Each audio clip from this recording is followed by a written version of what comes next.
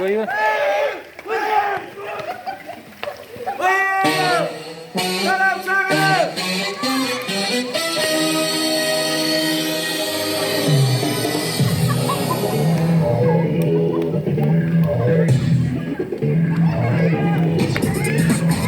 Haklı.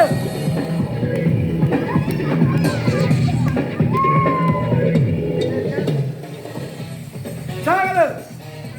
Şunun ne için içtik biliyor musun? Ne için içtik ben de oradanım. Ne için gelip tutmuşlar. Kavurur bunu bari. Kimin ki? Hangi?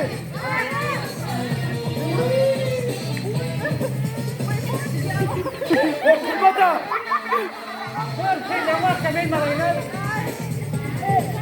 Olay, der olay. Çağırın. Bir iş boyunu ilerleyin mi?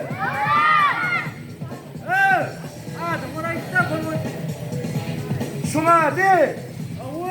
Şuna de. Şuna de. Şu. Yemeden şuna.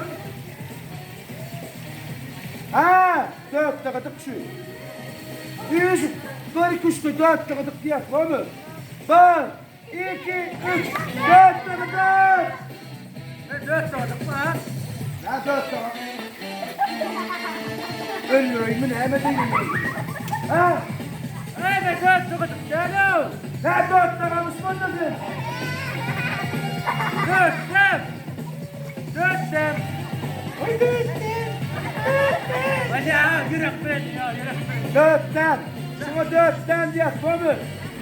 Bir, iki, üç, dört. Bir, iki, üç diyenler. Ha? Bir, iki, üç diyen de. Dörtten diye var mı? Bir, iki, üç, dört.